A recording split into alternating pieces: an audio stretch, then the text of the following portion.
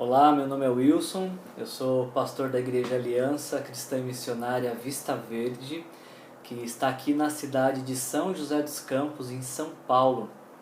E esse aqui é mais um vídeo da série Conheça a Sua Bíblia, uma série de vídeos que nós estamos fazendo para estimular a leitura bíblica anual. A nossa igreja começou a ler Gênesis em janeiro e estamos perseverando para chegar a 31 de dezembro e finalizar a leitura em Apocalipse. E aí entre um livro e outro da Bíblia, sempre que surge um novo livro, a gente está gravando um vídeo para explicar um pouquinho sobre o que o livro vai tratar e que isso também nos sirva de encorajamento para compreender o texto bíblico e compreender a mensagem de Deus, que não é apenas para os leitores originais, para quem a mensagem foi escrita, mas para todo aquele que ler essa palavra também.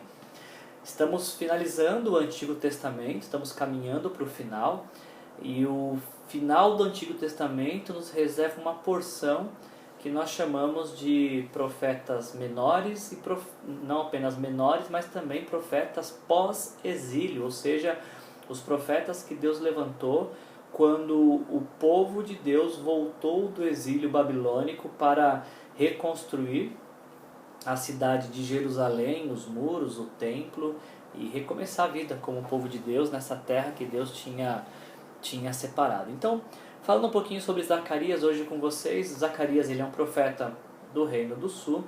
Ele profetizou, ele desenvolveu seu ministério de 520 a 480 antes de Cristo. Ele teve um papel muito importante, fundamental na vida de Esdras, porque Esdras se propôs a reconstruir o templo do Senhor, só que Esdras teve que lidar com uma forte oposição samaritana, que eram os vizinhos de Jerusalém.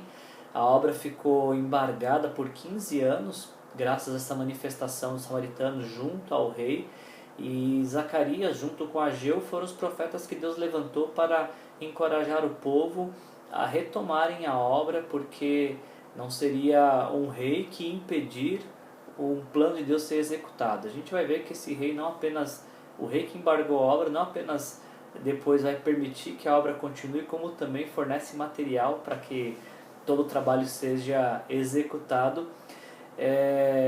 Há uma grande similaridade entre Ageu e Zacarias, porque eles são contemporâneos, eles profetizam com o mesmo intuito de encorajamento ao povo, a retomada da vida e a prioridade da vida no reino de Deus. A diferença é que Ageu é muito prático. Ele profetizou, o povo obedeceu e está tudo certo, tudo resolvido. Agora, as profecias de Zacarias, elas são carregadas de contornos apocalípticos. Zacarias teve muitas visões, e visões que apontavam para um futuro que estava por vir. Zacarias tem um papel muito importante, por exemplo, no desenvolvimento da figura do Messias que viria para a nação, para a salvação da nação. Durante todo o Antigo Testamento, a figura do Messias está sendo construída. Ele é um descendente de Davi, portanto ele será rei. Ele já tinha um elemento que seria um profeta semelhante a Moisés. Percebe que no caminhar bíblico a figura do Messias vai sendo desenvolvida para que ele possa ser identificado quando ele chegar. O Messias veio na pessoa e obra de Jesus, só que o povo não identificou. Zacarias, ele tem boas contribuições para nos dizer sobre isso. Talvez eu grave um outro vídeo só para falar sobre isso, porque senão não vamos ter muito tempo para falar do livro de Zacarias, que é o motivo pelo qual a gente está gravando esse vídeo. O Zacarias, o nome de Zacarias é O Senhor se lembra. Interessante como Deus levanta cada profeta com um propósito. O nome do profeta vai condizer também com o propósito pelo qual Deus está levantando esse profeta e algum indicativo de suas profecias. O povo que estava voltando do exílio e reconstruindo a vida vai fazer isso com base de que Deus não se esqueceu deles. Zacarias, assim como Malaquias, não, como Ageu. Zacarias, assim como Ageu, ele nos faz esse grande favor de identificar quando ele está escrevendo.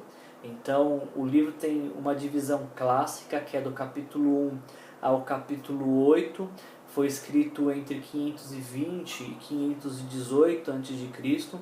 Depois do capítulo 9 ao capítulo 14, que são onde temos mais visões apocalípticas, isso foi escrito 40 anos depois. Então, a gente está falando em algo em torno de 480 antes de Cristo. E o propósito de Zacarias ao escrever esse texto é encorajar o povo de Deus a reconstruir o templo da mesma forma que Deus estava reconstruindo o povo. Enquanto o povo de Deus reconstrui o templo de Deus, Deus reconstrói o seu povo, reconstrói a vida do seu povo e, consequentemente, o povo reconstruído representa a nação toda reconstruída. Por isso, uma palavra talvez que nos ajude a compreender todo o livro de Zacarias seja a palavra encorajamento, que é o que sobra neste livro. O dia que você precisa de muito encorajamento, leia Zacarias. E um versículo que resume bem esse livro é Zacarias 4:6, onde nós lemos: essa é a palavra do Senhor para Zorobabel, não por força nem por violência, mas pelo meu Espírito, diz o Senhor. Tudo que viemos a necessitar, precisar, receberemos pelo Espírito do Senhor.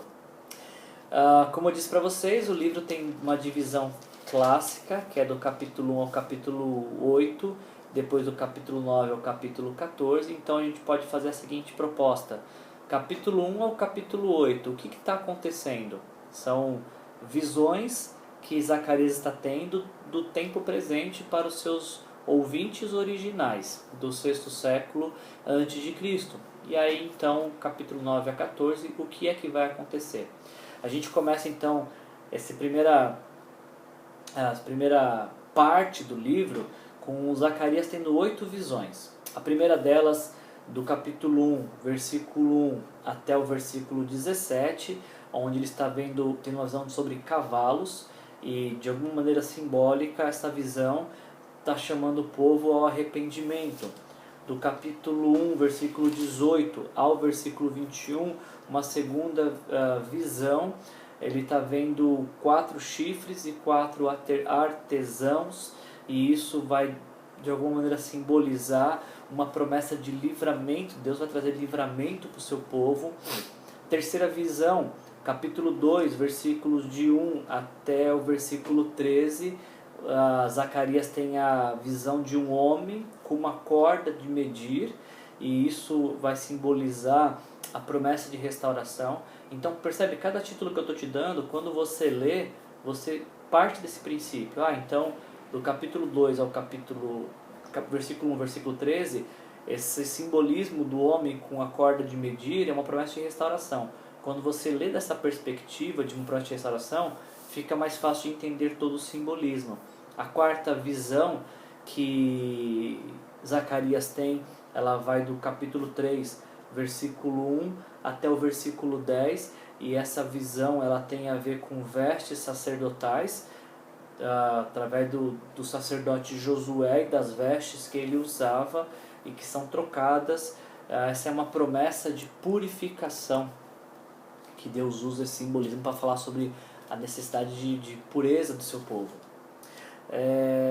A outra visão que Zacarias está tendo, a quinta visão, lembra que são 8, começa no capítulo 4, versículo 1 até o versículo 14, onde a gente vê Zacarias tendo uma visão de um candelabro e de oliveiras, e aqui há uma promessa de capacitação. Assim como os frutos de uma oliveira só surgem porque Deus de alguma maneira dá vida a essa oliveira, Deus também capacitaria Zorobabel a ser o governante que a nação precisava, mas não com as competências de Zorobabel, mas com a capacitação que vinha de Deus. A sexta visão que Zacarias tem Ela começa no capítulo 5, versículo de 1 a 4. Ele está vendo um pergaminho voando, e isso é uma promessa de julgamento. Deus traria um julgamento contra as nações, e por conta de sua injustiça e corrupção e tudo mais. A sétima visão que Zacarias tem é uma visão com uma mulher dentro de um cesto. Isso está no capítulo 6, versículos 5 a 11, versículos 5 a 8, me perdoa. E isso é uma promessa de regeneração. Deus está usando essa visão para prometer que vai trazer regeneração. E aí a última visão que Zacarias tem está no capítulo 6, versículos de 1 a 8, uma visão de 4 carruagens, que seria a conclusão de todas essas visões que ele teve. Quando a gente chega no capítulo 6, versículo 9 até o final ali, versículo 15, nós lemos sobre a coroação de Josué. Ou seja, Josué era sacerdote. Por que Josué está recebendo uma coroação? Coroação é uma coisa de rei. Porque um sacerdote está sendo coroado? Esse é um simbolismo, para Deus está mostrando através dessa visão para Zacarias, um simbolismo de uma liderança que é política e espiritual, ou como uma liderança política e espiritual vão trabalhar juntas. E aí a gente chega para o final dessa primeira parte do livro, das primeiras profecias de Zacarias, o capítulo 7 e o capítulo 8, falando sobre observâncias do jejum, tanto sobre a prática como da bênção em jejuar e por que jejuar e como jejuar. Então a primeira parte das profecias de Zacarias seria essa que eu apresentei para vocês. Chegamos no segundo, quase que um segundo livro de Zacarias, porque foram depois de 40 anos que ele recebeu essa segunda parte de visões, vamos dizer assim. E isso tem relação sobre o que viria a acontecer, sobre visões futuras, que não dizia respeito sobre os ouvintes originais dessa profecia. Então a gente começa o capítulo 9 com Deus dando diversos motivos para o seu povo se alegrar, através de promessas de justiça e paz que seriam duradouras. Capítulo 10 e 11, eu resolvi chamar esse capítulo de ordem e progresso, justamente porque no capítulo 10 Deus está falando sobre a ordem que seria instaurada no seu povo e como que um povo que vive em ordem obtém o progresso. E aí capítulo 12 então, até o capítulo 14, para finalizar, Zacarias tem uma visão de um reino que virá, um reino futuro. Capítulo 12, versículos de 1 a 8, nós vemos sobre uma vitória que Deus daria para o seu povo. Capítulo 12, versículo 9 até capítulo 13, versículo 6, Deus chama seu povo mais uma vez a se arrepender de seus pecados para poder viver em plenitude essas promessas. Capítulo 13, versículo de 7 a 9, diz sobre uma figura interessante de um pastor que é ferido, e quando esse pastor é ferido, as ovelhas são dispersas.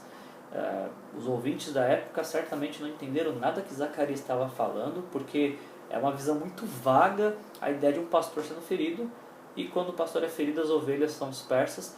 Mas esse trecho é uma das muitas passagens messiânicas da Bíblia que apontam para Jesus. O próprio um dos evangelistas, ele cita essa passagem quando Jesus é preso, seus discípulos fogem, e aí então o evangelista, se eu não estiver enganado, Mateus, usa essa referência bíblica para falar, assim como diz o profeta, ferirei o pastor e as ovelhas serão dispersas.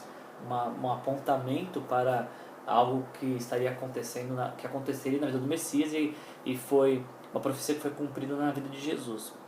E aí o livro termina no capítulo 14, então, com a vinda do reino dos senhores, e não só um reino que vem, mas um reino que vem e se estabelece, e o capítulo 14 vai mostrar isso pra gente, como é que esse reino chega e como ele vai se estabelecer, e o que acontece por conta desse reino que se estabeleceu. Quando a gente lê esse livro, o livro de Zacarias, ele é tão repleto de lições para nós, né? Puxa, só essa questão da estrutura de 2 livros, né? De 1 a 9, de 1 a 8 e 9 a 14, e o 9 a 14 vem depois de 40 anos. Pensar que depois de 40 anos Deus continua contando com o profeta. Não é porque ele usou um profeta uma vez que esse profeta se torna descartável. Mesmo depois de 40 anos ele ainda é útil para Deus, e isso nos encoraja a pensar de que nós talvez fomos usados de uma forma por Deus e há muitos anos não somos, mas Deus pode nos usar quando Ele quiser, se Ele encontrar em nós essa disposição de sermos usados por Ele. Outro encorajamento fabuloso do livro de Zacarias é essa palavra de encorajamento que vemos para Zorobabel. Não é por força, não é por poder, não é por capacitação, não é por recursos, não é por qualquer coisa que seja, possibilidades, probabilidades, é pelo meu Espírito. A obra de Deus é realizada pelo Espírito de Deus, e todos que são chamados para trabalhar no reino de Deus são capacitados pelo Espírito de Deus. E a gente teria tanto para falar sobre isso, mas isso é uma das impressões que nós temos ao ler o livro de Zacarias. E por fim, eu acho que esse livro, com tantas promessas do que iria acontecer, ele desperta em nosso coração essa expectativa do que Deus é capaz de fazer. Uma profecia que foi feita no século V a.C. se cumpre na pessoa de Jesus.